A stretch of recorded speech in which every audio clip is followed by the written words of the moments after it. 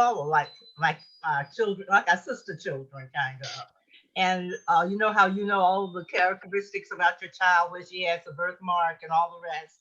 I feel that way about your essays. You know, like I know the parts that I like, and I know where it's a little hurt, you got a scar. Uh, it's Colin, let us know when you're ready. I will jump right in right now. We'll get started and let anyone Okay. else trickle in as we go. So for the closing session of this year's March 4th, we are beyond honored to host what promises to be a lively panel discussion on Meeting at the Table, African American Women Write on Race, Culture, and Community, featuring novelist and editor Tina McElroy Ansa, journalist and editor Wanda S. Lloyd, professor and hip hop scholar Regina M. Bradley, and actress and Disney legend Anika Noni Rose.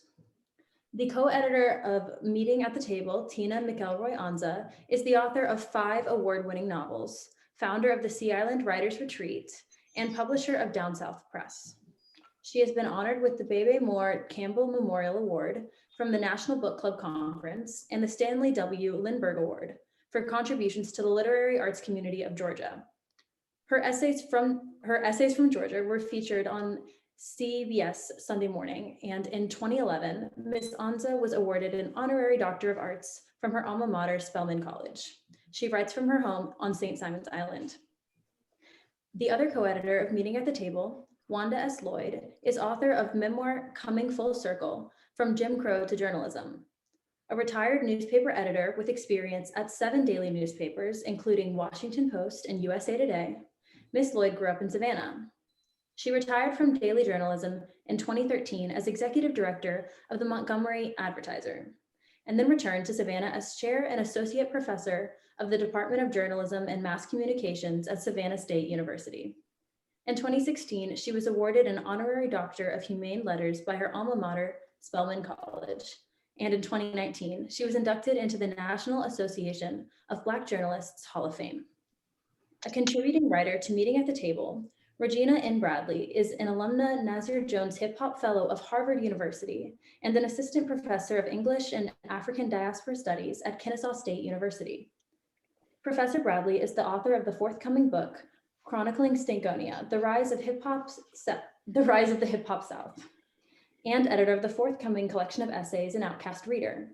She is the founder and host of Outcasted Conversations, a project which has been featured by Ebony, the New York Times, Musicology, For Harriet, Huffington Post, and the Feminist Wire.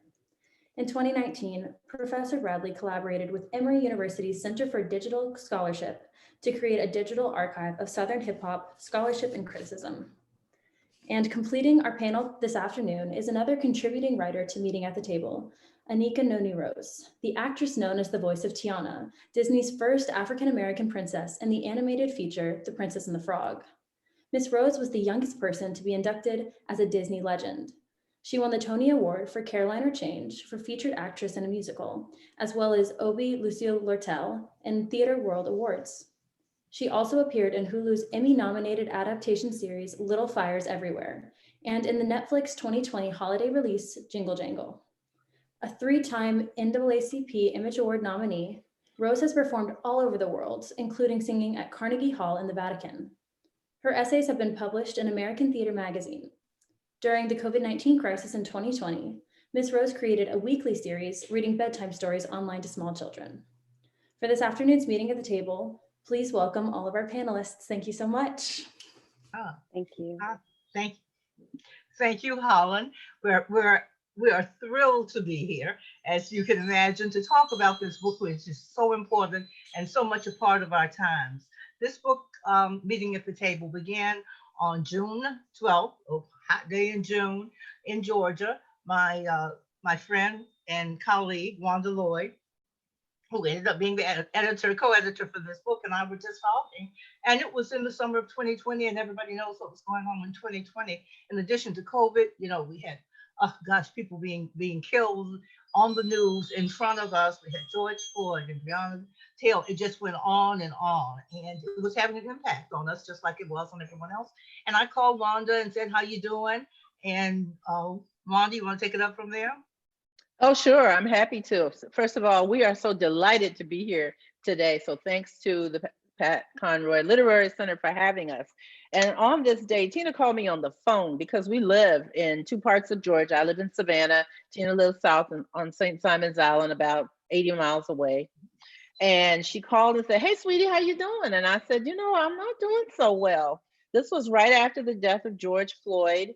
And we were thinking about Breonna Taylor and Ahmaud Arbery, who had just been killed in Brunswick, just right there where Tina lives. And we were just watching nonstop on television all day long. The news had, the protests, and we were watching over and over the police officer putting his knee on the neck of George Floyd for 8 minutes and 46 seconds. And we had the violence that we later found wasn't necessarily connected to the protests, but it still saddened us to see all the turmoil in the country. And then on top of that, we had COVID.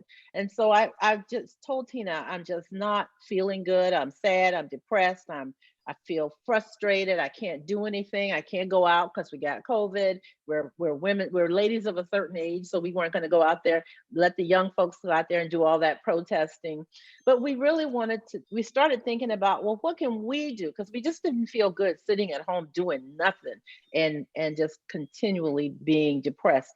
And so Tina and I talked about, well, we're writers. Maybe we can write something. Maybe we should write something. And we kind of rattled around in this long telephone conversation for quite a bit. And before you knew it, we had come up with the concept for Meeting at the Table, African American Women Write on Race, Culture, and Community. We talked about what it would be, who would contribute, how they would contribute it, how we would edit it, how we would get it done, how quickly we needed to get it done. We knew we needed to get it done in 2020, while people were really still thinking about the angst that we were feeling. And then we talked about who our contributors were. And it was really important to us to have African American women write essays for this volume, this collective of work. And so we put our heads together and really thought about who. Wanda, before you go on, I want to say one thing. In the midst of all our turmoil, of feeling, as Wanda was saying, depressed and angry and confused and all the rest, people forget that one forgets that one has agency when you're all confused. And we were really talking about it, and we started with the essays. Maybe we were going to write op-ed pieces. That's what we said, Wanda and I. And then I said, wait a minute, I have a publishing company. And I mean, it really evolved like that. Like, duh, I have a publishing company. We're writers. We can get this done. I have my own printer. We can get it done. And then we got into the most wonderful, juicy part of our planning. And we did it on this first phone call. We started thinking about our contributors and who would we get. I mean, it was really heady stuff to sit there and think, well, who do you like? Well, I love Imani Paris. I think she's here. Oh, let's bring her on. Anika Noni Rose is one of my little schoolgirls. She is. Oh my goodness. I wonder, does she write? This is exactly how it started. And we started pulling the people that we admired, whose writing we admired, new writing. We wanted to have our contributors to be various, there'd be some variety in it so we could get point of views, but we asked our contributors to speak from their hearts, to write from their hearts, to write from their story. What was their story? What was on their hearts? What was on their hearts? And they delivered. It was the most amazing thing. Regina, can you tell folks sort of how this came about for you? Well, I'm kind of entranced by the wind chimes. I know, right? Those are Tina's wind chimes. I know. Yeah, I'm like, I hear those wind chimes all the time. I'm like, I want to be on the beach. But yeah. So thank you all so much for the opportunity to be on this panel. Let's start off with a direct message. I received a direct message from Miss Tina, and she was like, I like your voice. I like what you have to say on Twitter. And I'm like, yeah. She was like, we're putting together an anthology. We'd like for you to write for it. And I was like, oh, cool. So that was my invitation. And then I just started thinking. We really wanted Regina's voice because number one, we wanted a younger voice, but also that she wrote about hip hop and the South. I mean, I thought it was such a wonderfully important and a unique perspective, especially since she was a woman and writing. I like hip hop and writing about hip hop as a woman, as an African-American woman. I thought this was a wonderful viewpoint. Yeah, and I just finished writing my first book, chronicling Stankonia. But there were parts that I couldn't put into the book that I felt like I could write about at length. So I thought about what hip hop meant for me in terms of coming of age in Southwest Georgia, in a strict Christian household. You know, my grandparents didn't play that. If there was a Y in the day of the week, I was in church. You know, so it was like, how do I deal with that? And then, but I also have this really big thing for hip hop, so I got to explore that a little bit with my contribution to the anthology. So that was a lot of fun to work through it with Tina. Yeah. Okay. All right. We're going to be coming back to you, but I also want to get to my Anika Noni Rose, who, as I said, was truly someone that I don't know, one of us reached out to the other because we admired their work. Is that right, Anika? That would be true. And I honestly, it was several years ago, so I don't even remember who it was, but I'm sure that I admired you longer than you did me, since I knew about you for so very long.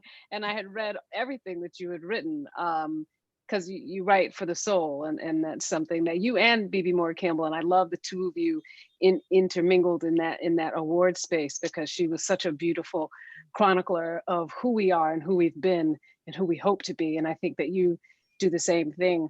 But yeah, so we, again, social media did it. And I've just kept in touch every now and then. I'd be like, hey, how you doing? How are things going? How are you feeling? And then you said, you know, would you like to write? Do you write? And it was sort of crazy for me, because it came on the heels of two other writer friends of mine trying to bully me in a sweet way, because they're your friends, but still bullying you into writing. And I hadn't made that leap yet. And when you said what you were focusing on, it just made sense to me, because I was feeling so just, I don't know, tied up, tight, upset, angry, hurt, sad, frightened. Tell us more about your feelings and what was going on, because we spoke about it. It's not even in your essay, but just in talking about it, about you had started a soft place for babies to land. I did. I started something called Bedtime Stories for the Littles, and I would read to toddlers, or a lot of grown people ended up listening. It wasn't for them, but they loved it. At the end of the week on a Sunday, around 7:00 p.m. Eastern time, and I just wanted to give them basically what I wasn't feeling, which was a safe space, a soft space, a way to end the week feeling hugged and comforted, as well as giving parents a break for a minute, because we've all spent so much time together. But I feel like children, they don't always know what's going on, but they always feel what's going on. And they may not have words for it. And we as adults don't always have the correct words for them, or don't know how to put words together. So I chose stories that were, some were just fun and silly, because I wanted them to laugh and feel silly and roll around and hold their tummies. But some were really specific about fear. There was a bear who was afraid to leave his house, and he didn't want to go play in a new space because he didn't know what would happen. And I feel like children are very good at putting situations together. So you don't have to say specifically what it is. They will know that they have that fear, that they're carrying that fear in this space, even if they don't know why. And I wanted them to find a way not to hold on to that fear, or to at least be able to recognize it and speak on it, because that is the way we move through things. Even if we can't fix it immediately, if we put air on it and light on it, that is how we move through. So those are the types of things that I was putting out there. And I did 15 episodes, which is pretty much a whole season. And I loved to do it. And it was a gift that I thought I was giving them, and I ended up giving it to myself, because the amount of joy that I saw in those children and the messages that I got from little people and their families, it really bolstered me in a time where I felt deeply, deeply low, deeply low. Excuse me, Wanda, this is what Anika is saying sounds, so much like the conversation, that first conversation that we had. It really does. It does. And we have gotten together a couple of times with some of the essayists on Zoom, of course, since the book came out, or just before the book came out, once just before. And we really haven't talked about what we were feeling at the time as a group. We talked about it on an individual basis, as you edited some of the essays and I edited some of the essays. And of course, we all felt the same way. But it's just interesting to hear Anika talk about that, because it's exactly what we felt. And the next thing we felt was, well, what can we do? And so in your space, you gave this gift to the children and to their parents, and of course to yourself. And just as we feel like meeting at the table is also a gift for readers to think about. I think what we wanted people to think about is what's going on, what is the perspective of African-American women as they write about their life experiences, and also what can we do, meaning our readers, what do we take away from this book? How do we, one of the things Tina and I talk about often is, I wanted this book to be sort of instructive, a way forward. What are the things that individuals can do after all these terrible things were happening and we were in that space as we move forward, and some of the things we learned through the essays were, read books to children that have diverse characters, have conversations with people in your neighborhood and your workplace and your places of faith, whatever your faith might be, have mixed conversations, bring people into the conversation that you don't normally talk to, celebrate Black History Month or Hispanic Heritage Month or whatever those times are, Women's History Month, those times are where you may not normally go, but stretch yourself to go places that you haven't gone before. So this was some of the advice that we were able to give after we told some of our stories. So I feel really good about that. We wanted this book to be as diverse as it could be within the space of African-American women. Yeah, one of the things that I think about the book is, as a novelist, as a writer, I do know the power, of the written word, and I have come to see that a book is a safe place. This is why book clubs have proliferated. You not only wanted to talk to somebody else about the book, but you wanted to be in a space where people weren't saying, "Oh, nobody wants to talk about reading," So book clubs and I think of our book as a safe place for people to come together, because we all know that we're going to have to face the questions of race, of culture, in this gender, of viewpoint in our society that we haven't done in a way that we need to up to this point. And I always think of the book coming full circle. Coming full circle. I love that you mentioned coming full circle. You love it. I mentioned that Wanda's memoir is coming full circle from Jim Crow to journalism. But this book that Wanda and I did, Wanda published her memoir and co-edited the book in 2020. I always say, who does that? Wanda, right? But the book is a safe place because there are essays, people can read them one at a time.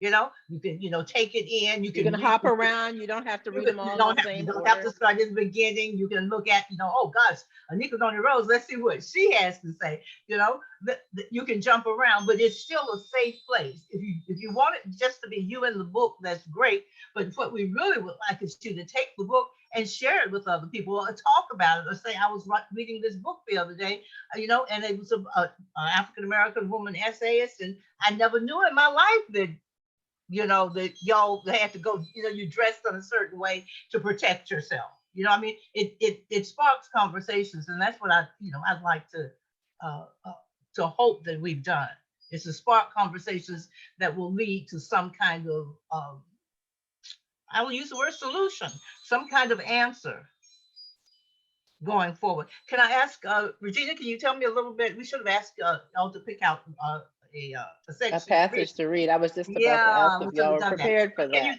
Can you tell us just a little bit of what you were thinking? What you were thinking and what you wanted to share in this book. And I'm going to ask you that too, Anika, so you can be thinking about it. So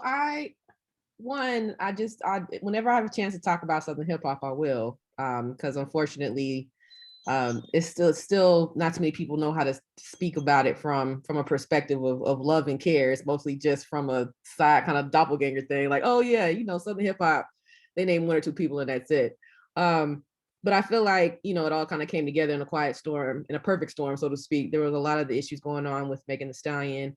And I was like, yeah, this is something we need to talk about. Megan's from Houston. And as a Southern Black girl who also enjoys hip hop, I was like, this needs to be part of the conversation about why Southern Black women act the way that we do. On top of that, I've also been thinking more about, my connection to my grandmother, who's still around, who I call her Nana Boo. That's my girl, that's my baby.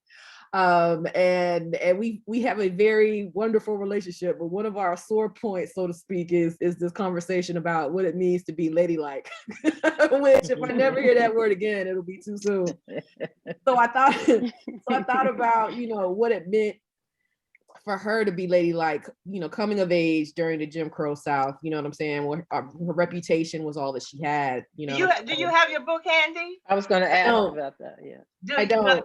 You don't? May I read just the first part of it? Okay. This is so wonderful.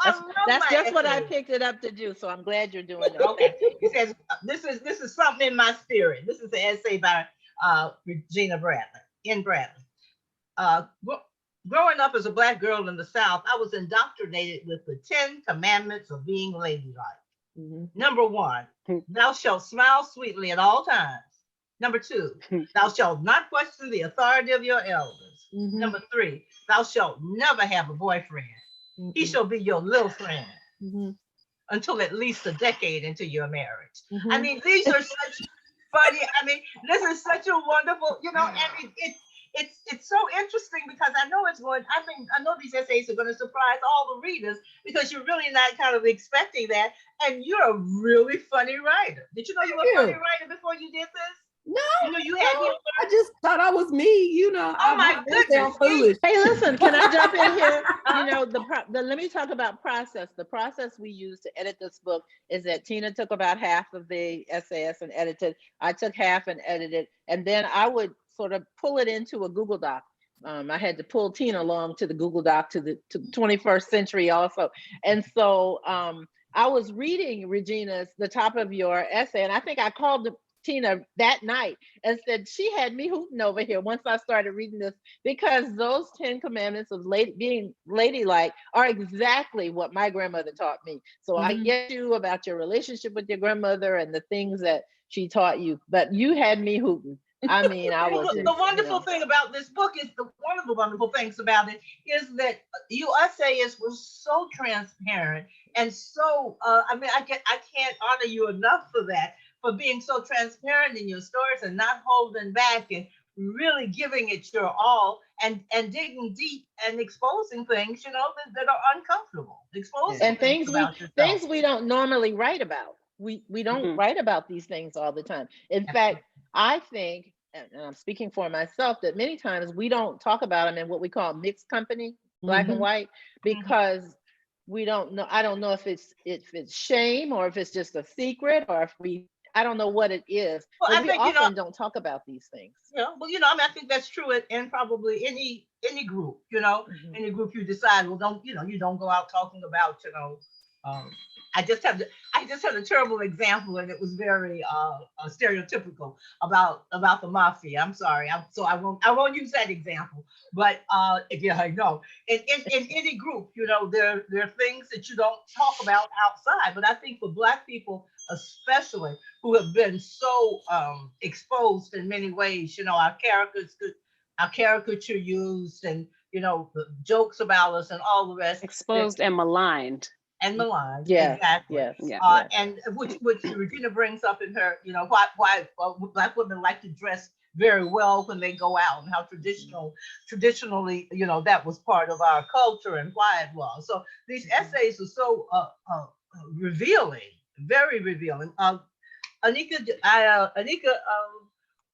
if I could have chosen in my wildest dreams something that Anika would write about, it would have been about what she wrote about, but in a very different way. The title of your essay is Now I'm on location, so I don't have any You books don't have any of with this. me. Okay. I'm Okay. so sorry. No, let me. Yeah. Travel I weight. want to get Travel it. weight. Oh yeah, I You understand. know, you can't be I bringing up books on the understand. plane no more. Uh-huh. Well, It's treated like the essay is titled "Treated treat it Like like royalty. Yeah. And yeah. so when we talked, Anika, about your essay and what you wanted to do, you have a longer piece, and this just jumped out of the piece. Am I right with your essay? What you were writing about?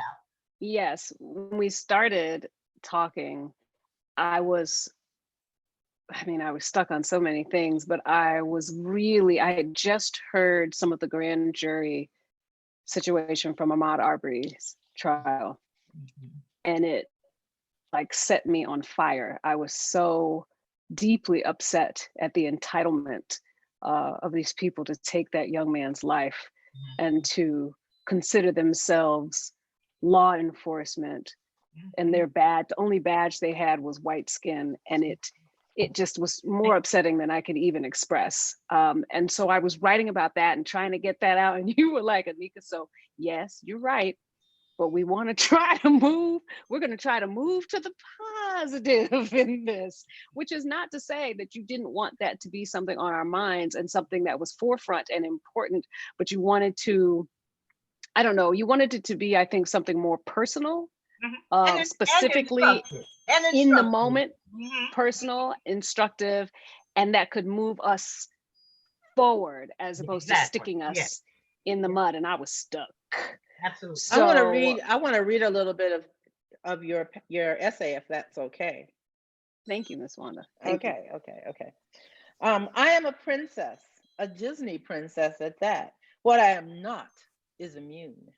I was not raised to fear the police. I was raised on Officer Friendly and McGruff, the crime dog. I knew to call the police if I was separated from my parents, if something was wrong, to call 911.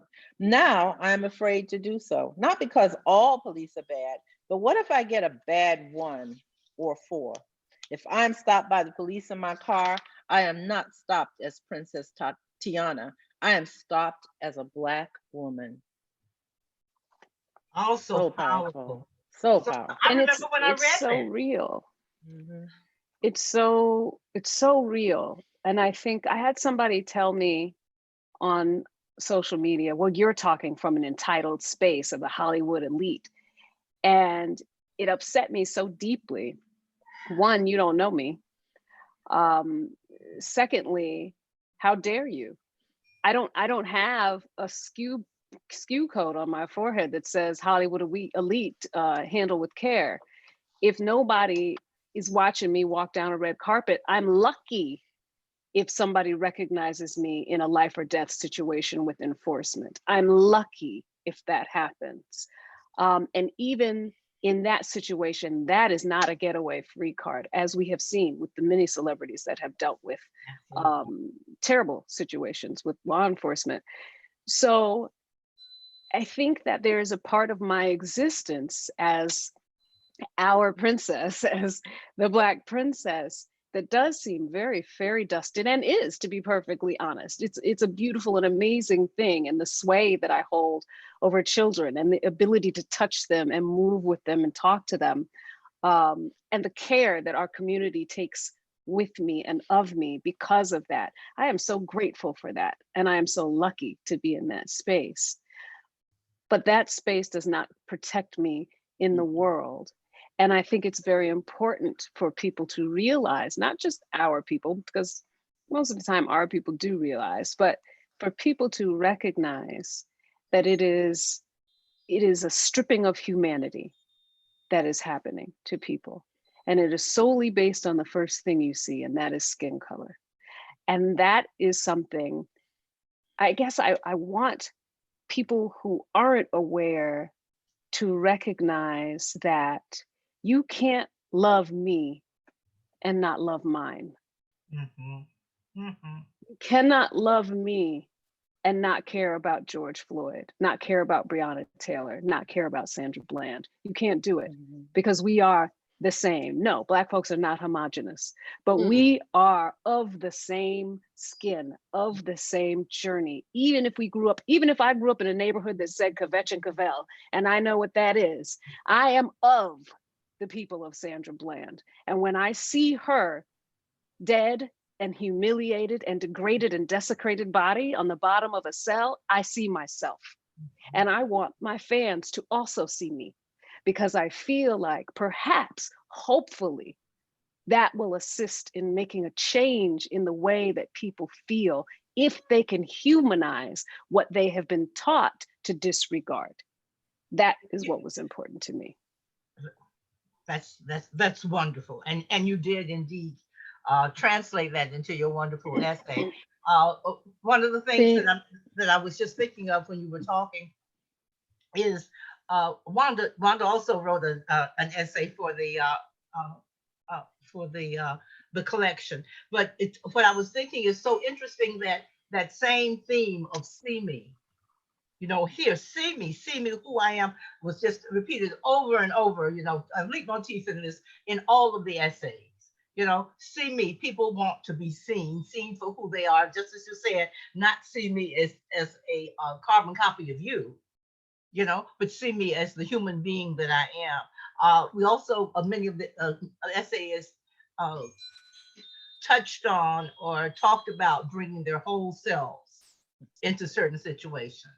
Their whole selves, not having to leave something behind, not having to talk a certain way about that. Wanda, do you want to talk about that a bit? Yeah, I do.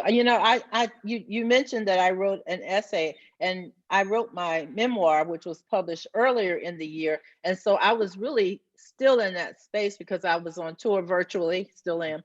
And I was thinking about just the racism that I had written about, the Jim Crow era, all the way up to where we are today. So there are a couple of things that I wanted to make known in this essay. And one is, as Tina and I were talking that very first day about doing this project, one of the things I pointed out is I was starting to get phone calls and emails and messages from some of my, I call well-intentioned white friends, who were saying, oh my God, I had no idea that the racism that you have been talking about all these years is this bad. And I hear that. I see Regina shaking her head, because you probably heard the same thing.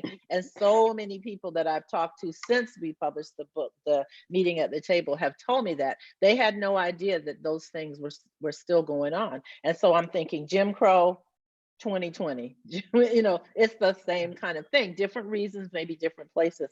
And so that's one of the things that I wanted to make sure that I expressed in this essay, because as women who are well-educated and have professional careers, as all of us do as essayists in this book, and seem to be above the racism that might happen, as Anika was saying, we're all potential victims. We all have been victims at some level. We may not have all gone to jail like Sandra Bland, or for not doing the right thing, but we are all victims, either ourselves or our family members, our sons, our husbands, our boyfriends, our brothers, our fathers, and also our sisters and other women.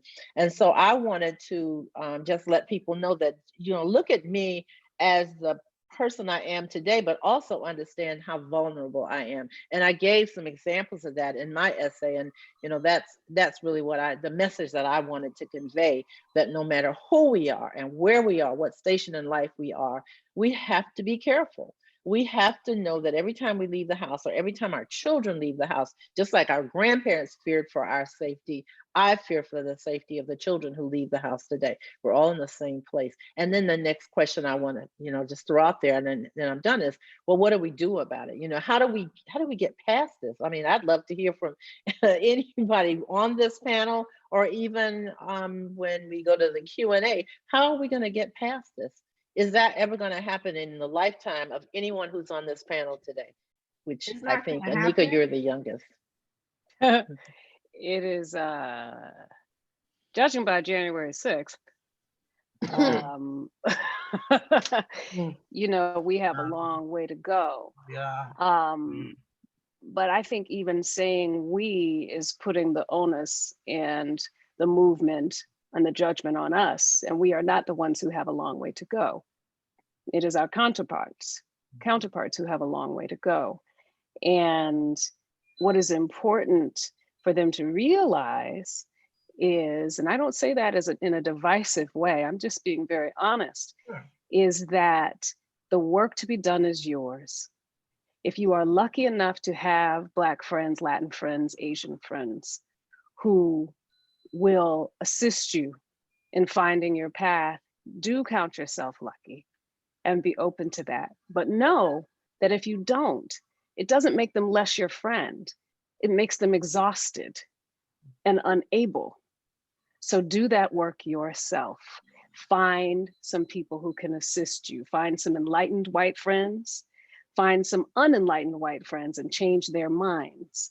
Find some Black folks who say, listen, these are things that are here for you to read, but don't expect that your good friend is going to be the person who is able or willing to do it, because the burden that they are carrying, getting up, leaving the house, getting in their car, driving to work, to the grocery store, wherever, is a much heavier, their burden of Blackness is much heavier than the burden that you feel in this moment, feeling like there is something to fix.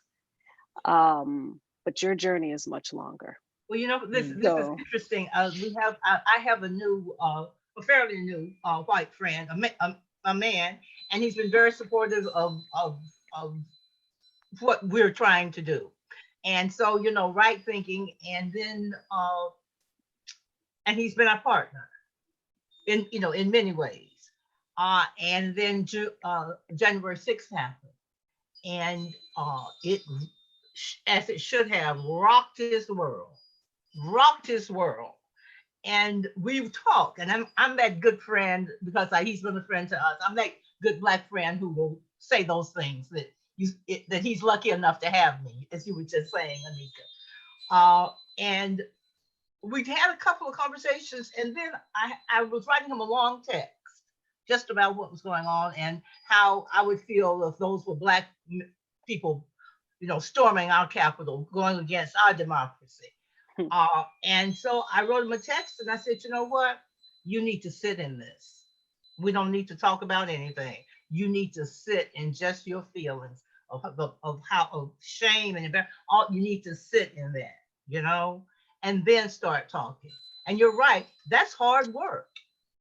And I almost didn't really write it to him because it's such hard work, you know. And we all have hard work to do. There you go. As people of color in this country, we have our own hard work to do. I guess that's really what I'm saying. We have work that we have to do for our own. We're doing, we got our work schedule right. Yes, we do. So it's important for those who don't live in our skin to recognize their hard work and, you know, pull the bootstraps up and but start I wonder how we get past this. I've often wondered that this might be generational. You know, when I was a young journalist working in a newsroom, I'll just put it out there, it was the Washington Post. I knew that we didn't have the support that we needed at the time in terms of diversifying the newsroom and getting people to understand our stories and tell the right stories and tell them accurately. And because the leadership at the time, that was not a high priority. It's not that they were opposed to it, just wasn't a priority. I thought, okay, it'll take another generation of editors to make this right. And another generation of editors came along, and then another, and it's still not right. And so then I think about the things that happened to my own daughter, racist things that happened to my own daughter when she was as young as 5, 6 years old in day camp and places like that. And I thought, and so the children, the little children were learning things from their parents. And so then I'm thinking, well, then maybe it's not that generation. Maybe it's going to be the next generation. Then today, I see you wearing your shirt, wear your damn mask. I love that. And today I watched on the news where these people were throwing their masks in a fire. And the children were burning their masks. They do not understand why their parents are burning the mask. I'm sure they don't understand it. I'm sure they don't even, they were just playful. And so that means their generation is gonna grow up thinking, oh, it's okay to defy, the science. It's okay to defy the law. It's okay to defy helping, being safe and being careful to help other people. And so how do we get past this generational thing? It really is about the children. Therefore, I love the fact that you were reading them stories. I love the fact that you are a princess. I love the fact, Regina, that you are identifying with the hip hop generation, and hopefully some of the messages that you send to the younger generation and that you write about will get to them. But that's really the thing I worry about. How do we turn this around so that the children aren't doing it when the two of you, Regina and Anika, are old ladies like Tina and me? I just feel like, I'm sorry. Speak for yourself. No, I have run my mouth. You go ahead. Two things come to mind. The first thing is, folks aren't even willing to have a conversation about it. You know what I'm saying? And I it's like an all lives matter effect. You know what I mean? It's like we didn't say that all lives didn't matter. We were saying that Black lives matter. And then something about that made you uncomfortable to the point where you try to shut down the conversation. Or if you're having a conversation about Black women and the issues and concerns that face Black women, you'll have one or two other white women who are like, oh, well, all women are wonderful and powerful. I'm like, yeah, but that's not who we talking about right now, right? So it's like when you decenter whiteness from an experience, it makes white folks uncomfortable. You know what I'm saying? And they're not or if you call it out, you know what I mean? Like going back to the essay I write, like my grandmother called it out. You know what I'm saying? And my grandma is like the sweetest thing on this planet. But if you threaten her or hers, you know what I'm saying? All of that ladylike stuff goes out the window. So I think that that's part of it, is that folks aren't even willing to have a conversation that this is still very much part of our day-to-day goings. Instead, you just like to say, I have this one friend, or I have a friend who has a friend, or I don't see color. You know what I mean? And it's like you acknowledging somebody's race doesn't make you racist. I think that's what's going on. You know what I'm saying? It just shows you that there is a distinction of experiences, and that doesn't make it any better or worse. But when you say things like white supremacy, for example, folks want to run and scatter. You know what I mean? And I feel like that's that until we can actually have that conversation, then we can't. I think the flip side of that too is being in social media is such a fascinating thing, because I didn't grow up with social media. My daughter grew up with social media, right? And just the way that she sees the world is so immediate than, my dial up in those AOL days. You know what I'm saying? Like, I'm hoping nobody's on the phone because I need to get on the internet, right? Now it's kind of just like, I just pick up the phone and it's there. So I think that the access to a lot of these issues and concerns very much plays into how we understand where, what the racial climate is, so to speak, in society. But until we can actually have conversations, open and honest conversations, and also move away from this idea of white guilt because it's not productive. You know what I'm saying? If you cry in defense because somebody calls you out, so to speak, like you treated me wrong, then the immediate thing that you do is cry. It's not necessarily that you're remorseful, it's because you got called out. You know what I'm saying? Like being able to not weaponize some of these things that you want us to be empathetic for is definitely one of those things to have. And I feel like the significance of this book and this collection of voices is going back to, what Anika was saying earlier. We're not cookie cutter. Like Black women aren't just all, you don't put us all from the same thing, so to speak, but we have universal threads. And I think acknowledging the universality of those threads while also recognizing the complexity of a Black woman's experience in the United States can help to progress some of those conversations forward. Tina, can I just read a passage about? Go ahead. I just want to read 2 sentences from my essay about conversations, because you brought it up so well. It says, conversations about race often end with a patronizing statement, something like, well, isn't it good that things are getting better? A pat on the head to soothe my angry soul. That just makes me so angry that people don't recognize how bad things are and just think, okay, well, things are better now. We had a problem. Things come in waves. We had a problem. It sounds like it's died down. It's okay. Okay, here comes another problem. Well, it'll be okay. It'll be okay. I just wanted to. We refuse. Well, there was a I noose. think many of us, especially journalists, have tried to get these kinds of stories and discussions into wherever they were working. well, this book is coming out, maybe, they'd be interested in writing this, and maybe we can have this national. We refuse for centuries now to have this conversation about race. It is the conversation that's hanging over our heads. And I'm thinking of just what you said, Regina. I mean, that's like harsh stuff, for anybody. So we understand that. I'm just wondering, how do we get past that? And I think the book is a good way, but in our lives, we keep having that same experience. What you're expressing, Regina, is that same response to a conversation. Something always comes up, and it's almost as if, as Anika said, we have to do the work. We have to do the pushing to have the conversation. And one of the reasons I said to my friend, you got to sit in this, and I really meant that. Think about it. Think about how your grandfather worked, what he had. Think about the privilege your children. And that's a harsh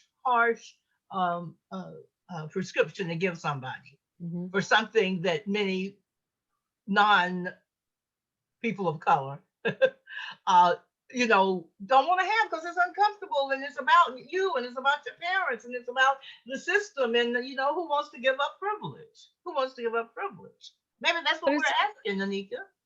I think it's also, when I think about what has to happen, listen, there was a noose on the Capitol Mall, a noose. Yes, there was.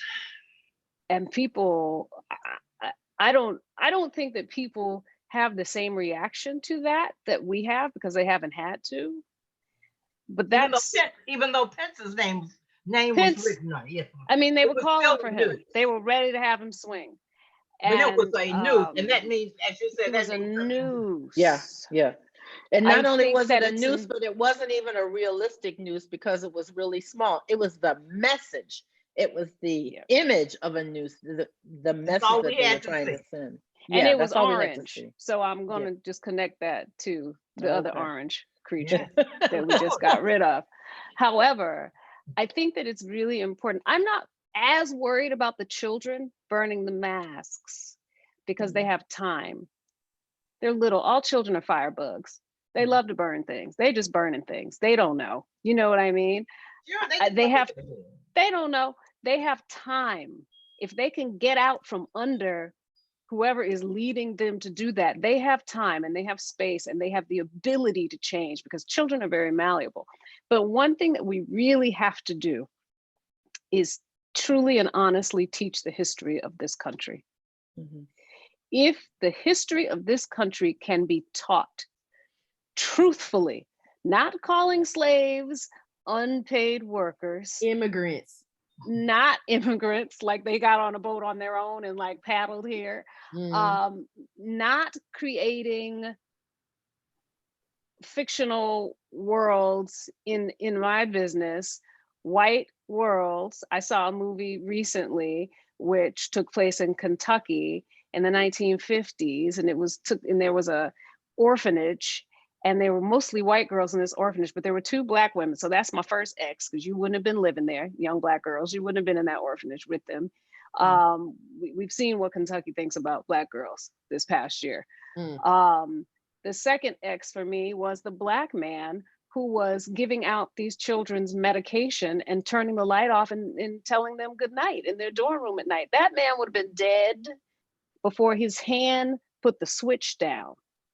And that to me is dangerous.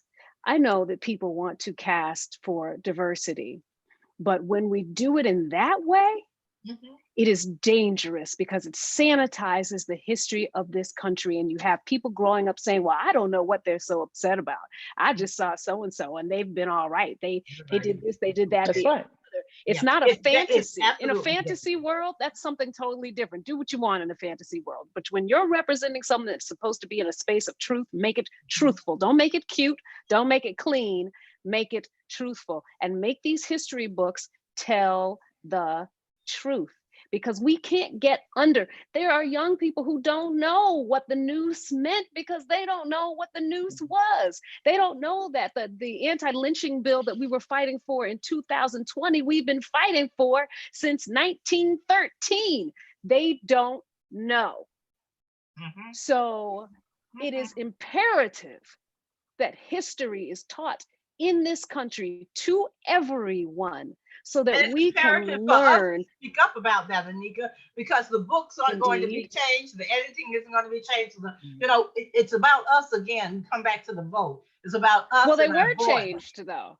They were Huh? changed and they were edited recently. The books that most kids get for history books in school are created in Texas.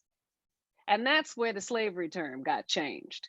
So they are edited and they are changed, but not generally the way we want them to be. But they have also truth. been changed in some areas, in some places, because of the protest of mothers and fathers of these students.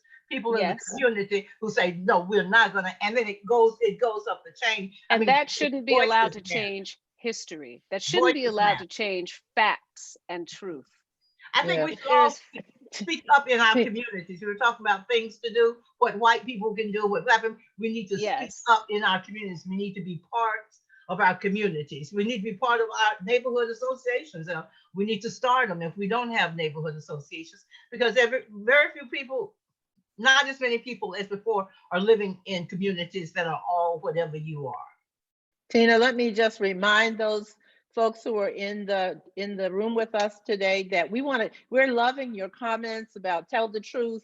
Yes, speak the truth. I'm loving that, but we want some questions. So if you have some questions, if you we just want to be sure that you have time to ask your questions. I love what you're saying about history, because I've been on the road for a year now talking about history, my history, but also Jim Crow. And I am just amazed, even at some older people who did not grow up in the South, who don't even know what Jim Crow was and don't recognize that we're still living in a Jim Crow era. It's just not the law in all respects, but in many respects, some of the outcomes are exactly the same. And so we do, in terms of the textbooks, they are changing the textbooks, but there are so many other books that are being published that do tell the truth. And I think that's a matter of selection. That's a matter of the teachers and the administrators being more honest about selecting the books that have some history, that the real history that's being told. There are probably hundreds, if not thousands, of scholars who are writing the truth right now, and not pushing an agenda, making history not an agenda, but making history plainly fact. Well, the wonderful, amazing 1619 project that was done under the New York Times. Many schools are incorporating that now into their curriculum, and as you can imagine, there have been big protests about schools losing their the last administration, schools losing their funding if they taught that were part of the curriculum. So it's going to be a fight. That's the other thing I think that we should say to people, clearly. This is not going to move smoothly and nicely. It's going, it's a fight. People are going to, when I say it's a fight, it's a struggle between among all of us to say, well, what are we going to settle on? What is this democracy going to look like? What is this multicultural democracy going to look like? How are we going to deal with things? And those are the questions that we raise our voice. It's not just in the vote, but in our communities. What community? Is there a question? Yeah, there is a question, and we've been speaking to it a little bit, but I want to hear from Regina. Especially first, and maybe all of us. And it says, as a white person, what can I do to make things better? I'm crushed by all this hatred, and I want the world to be at peace. Boy, do we all want the world to be at peace. Regina, start us off answering this question, please. What can one of it is just to acknowledge that it must be nice to be like, I want things to be better. It's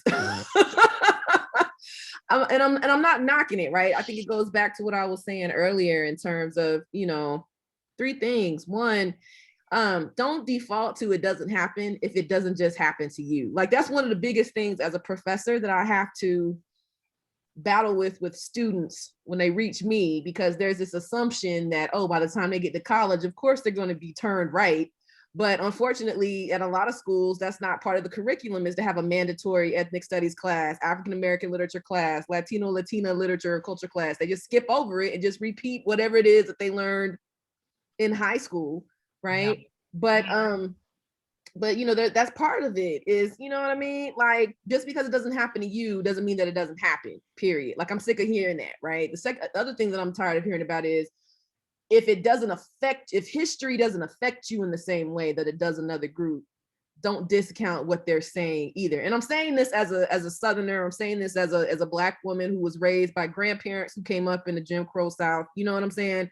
Like, we say we don't know what he looks like. I'm like, we don't call him Jim Crow no more. We call him James, because he's changed a little bit. He's not necessarily changed in what he's doing. You know what I'm saying? But you know, he's more up, exactly. sophisticated. You know what I mean? It makes it seem like the problem is a Google account. Right. It's like, that's not the problem. The other part of it too is I've been having increasing conversations with students about this idea of like an empty allyship. The folks who are in private in your DMs and in your emails and in your ear saying, oh, this is so horrible, what can I do? It's just so much, you know what I'm saying? I need you to say that publicly also. Like, I need for you to say that publicly to your friends at dinner. You know what I mean? What is it good for that you feel bad for me and you're not willing to put yourself out there to make it better for me, right? Exactly. So, you know, what are you bothering me for with this? Well, yeah, I'm like, of course I know it's bad. And then the last thing that I want to, you know, leave folks with is, you know, Greg Tate is an amazing cultural critic. And one of the things he said that sticks with me as a scholar and also as a professor is white folks can't have everything but the burden. You want everything with the burden. You want to do the TikTok dance. You want to enjoy the hip hop. You want to watch the movies. You want to watch all the things. But when somebody critiques it, or it doesn't, you know, or it gets hot, so to speak, you know what I mean? Then you slither away, like you move away to the point where it's like, oh, okay, well, that's just entertainment. No, it's not, because entertainment is what influences how you treat me as a Black person on a daily basis.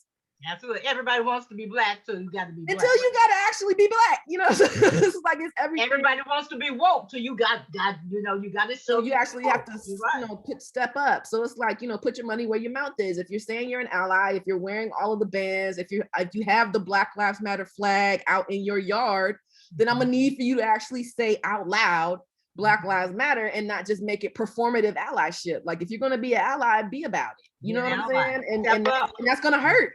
And it's gonna hurt. It hurts to be an ally to a marginalized group. Nobody's gonna like you. You know what I'm saying? But that's part of the grind. And if you're not willing to be that part, then you just need to make room for somebody who will. Yeah.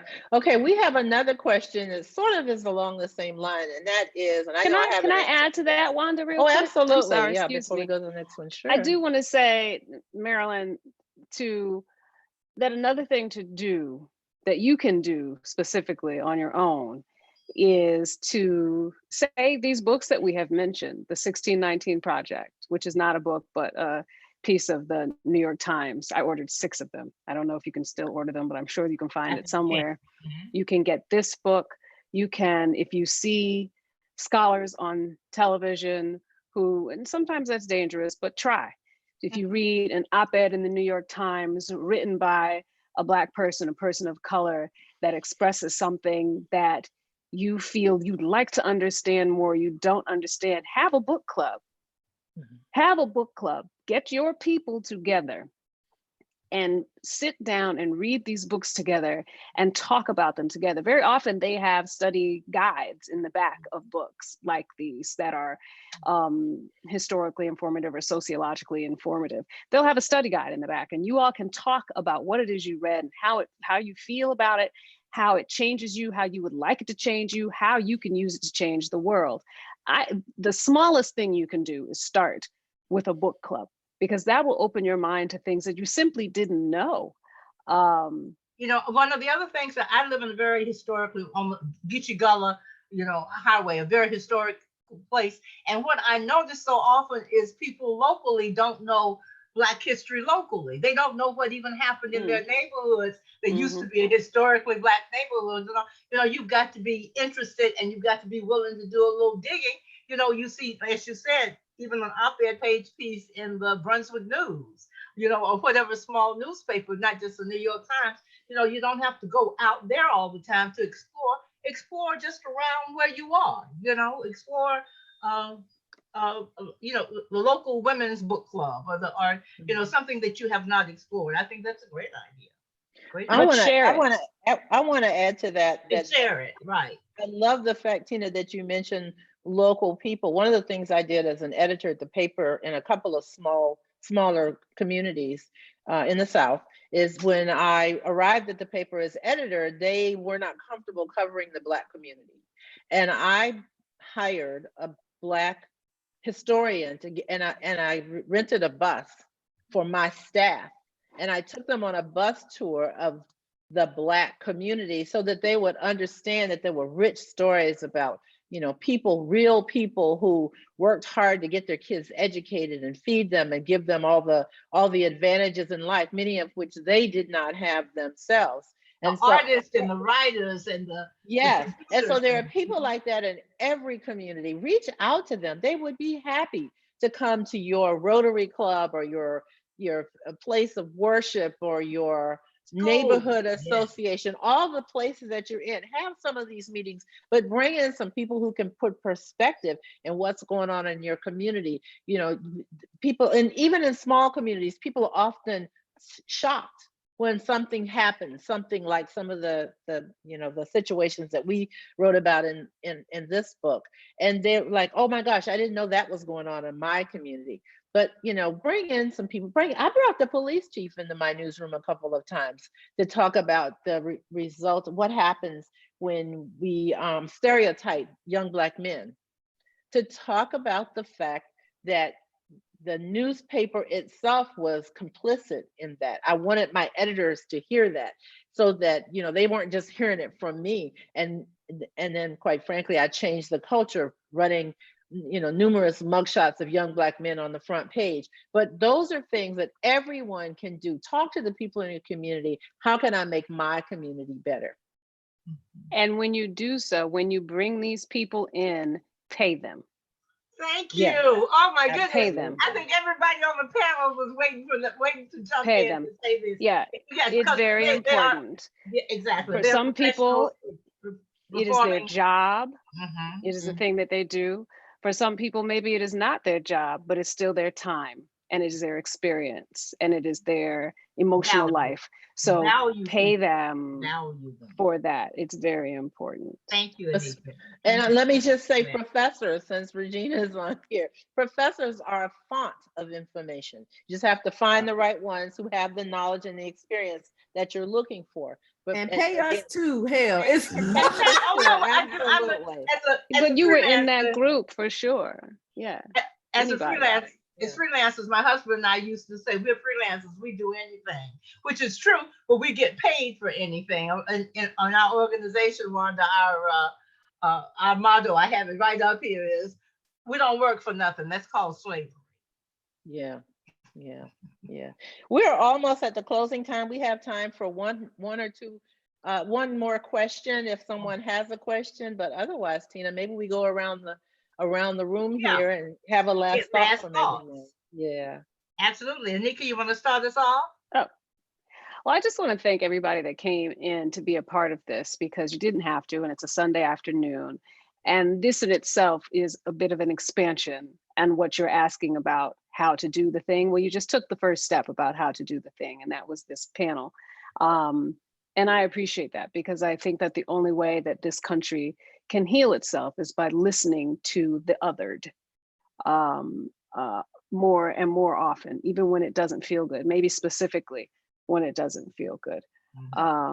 Because at some point that boo-boo, that wound will turn into a scab and will heal over. But we have to actively nourish that healing.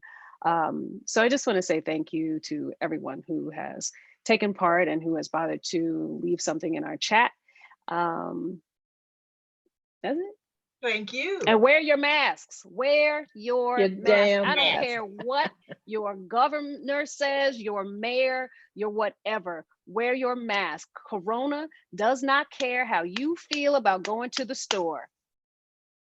Okay. That's all. Wear your mask. All right. Regina? Yeah, I mean, what else do I say after that?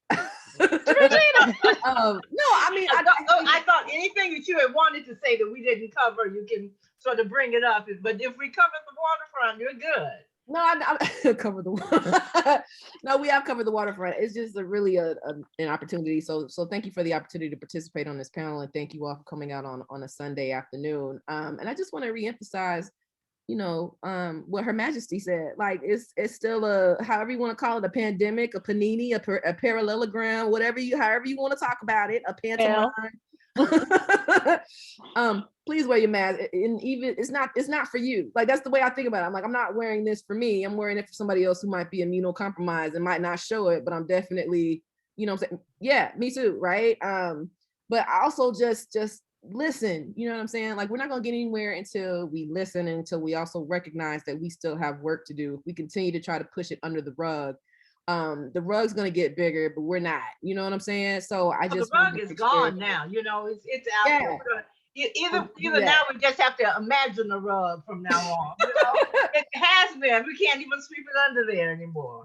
Yeah. Good advice. Thank you. Good instruction. Wanda? Well, I'm going to be consistent about the mask wearing, only because when you and I started this project in June, I'm not sure the message at that time was that everyone should wear a mask. We were worried about, do I have rubber gloves? Do I have hand sanitizer? Can I find those, those wipes, the Clorox wipes, the Lysol wipes to wipe down everything? Should I leave the groceries out on the front porch or at the back door, a couple of hours or a day or so before I bring? I mean, the confusion. I'm so glad that we have hopefully narrowed this whole pandemic thing down to wear your mask, be careful where you go, don't be, for those who can get the vaccine. So I'm glad to hear this message. I'm so glad also to be a part of this project with Tina, because as a journalist, as an executive in the media industry, I created a program years ago called Conversations About Race. And Meeting at the Table really is an extension of that, that which I created to teach interns and newspaper staff and people in the community about having conversations about race. And so I just am so happy to be in a space where I can encourage people to have those conversations, to be comfortable with those conversations, and to put yourself in a place you've never been before. And so that's really the message I want to leave everybody with today. We're all on social media. We're all over the place. So we'd love to hear from you after this. If you want us to, help you out, as Anika said, pay us and we'll be there. Bye. Hey, in the world of Zoom, we can be anywhere. Anywhere. I want to echo what my sister panelists have said, but I also wanted to say that as a co-editor of this project, it's been a joy. And I wouldn't say that it has been a joy. And we've been going since June 14th. We started with the idea on June 14th, and we actually had books in hand November 30th, which is like unheard of, which makes me know that this is a blessed and needed project. So I thank the Conroy Center certainly for giving us a platform and for promoting our book, promoting what we're trying to do. We're grateful for that. As Wanda said, we're at DownSouthPress.com. You can purchase a book there, and the one of the things Wanda and I talk about all the time is the title, The Meeting at the Table. And one of the things we want to encourage people to do is to have your own meetings at the table, as we said earlier. And it can be the lunchroom table, it can be, it can be the poker table, it could be the kitchen table, wherever people get together and talk honestly. We hope that, you will have your own meetings at the table. And we appreciate it. Thank you so much. Thank you. Wear your mask. Bye. Thank you. I love you all. See you again. Send Love love y'all and light too. to everybody.